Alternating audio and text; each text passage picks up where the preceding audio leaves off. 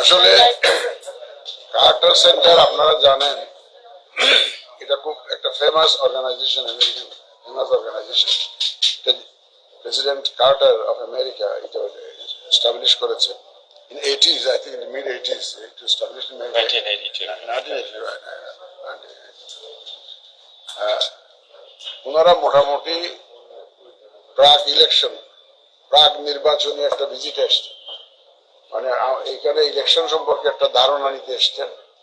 তাহলে যে এটা প্রিপারেশন কিরকম, আমাদের রাজনৈতিক দলগুলোর কি অবস্থা, ভোটারদের কি অবস্থা, ইলেকশন কমিশন সম্পর্কে তারা জানতে চাচ্ছেন, একটা ফ্রি ফেয়ার ইলেকশন হবে কিনা, ইত্যাদি বিস্তারিত ওনারা একটা প্রি ইলেকশন একটা অ্যাসেসমেন্ট করতে এসছেন।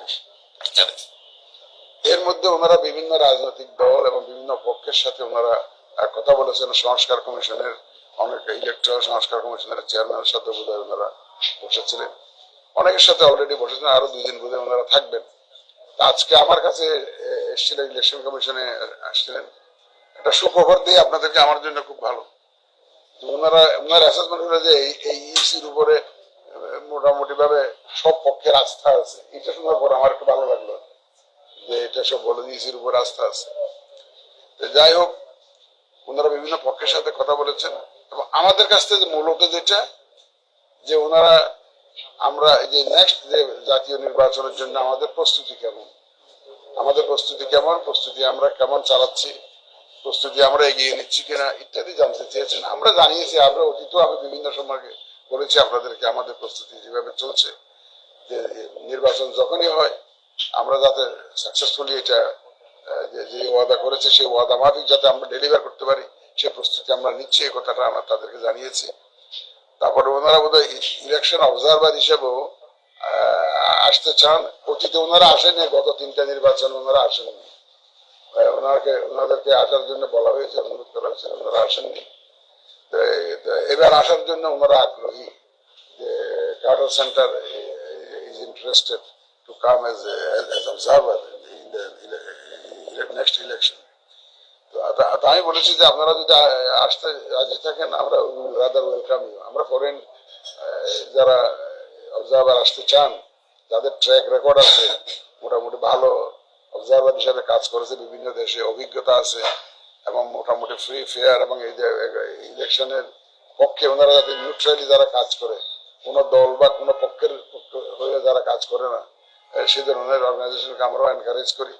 আমরা বলেছি, ওনারা এইটা একটা ওনারা খুব বিবেচনা নিয়েছেন। ওনারা আরো ভবিষ্যতে আসবেন, কিন্তু এবারের মতো একটা প্রি ইলেকশন অ্যাসেসমেন্ট ওনারা করতে এসছেন, আমাদের প্রিপারেশন নিয়ে জানতে এসছেন। এটা আমরা তাদেরকে জানিয়েছি। মোটামুটি ভাবে এটা লম্বা আলোচনা, দীর্ঘ আলোচনা হয়েছে এবং আমি মনে করি যে এটা খুব ফলপ্রসূ হয়েছে, আলোচনাটা খুব ফলপ্রসূ হয়েছে। তো ঠিক আছে, আপনাদের ধন্যবাদ। আবার বিষয় কি?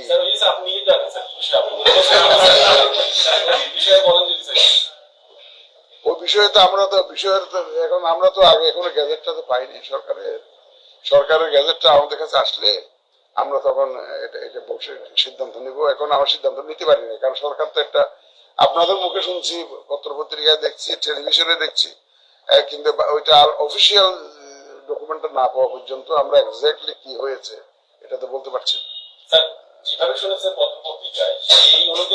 না। না, সেই অনুযায়ী কোনো সিদ্ধান্ত নেওয়া যাবে না। সেই জন্য আমরা কোনো পত্রিকার ভিত্তিতে নিলে তাহলে ভাই আর কোনো কাজই করবো, সেটা আমরা বসে সিদ্ধান্ত নিব। আমরা বসে সিদ্ধান্ত নিব, কোনো অসুবিধা নেই। আপনি প্রজ্ঞাপনটা আসতে দেন না, দরকার হলে আপনারা একটু তদবির করে নিয়ে আসেন।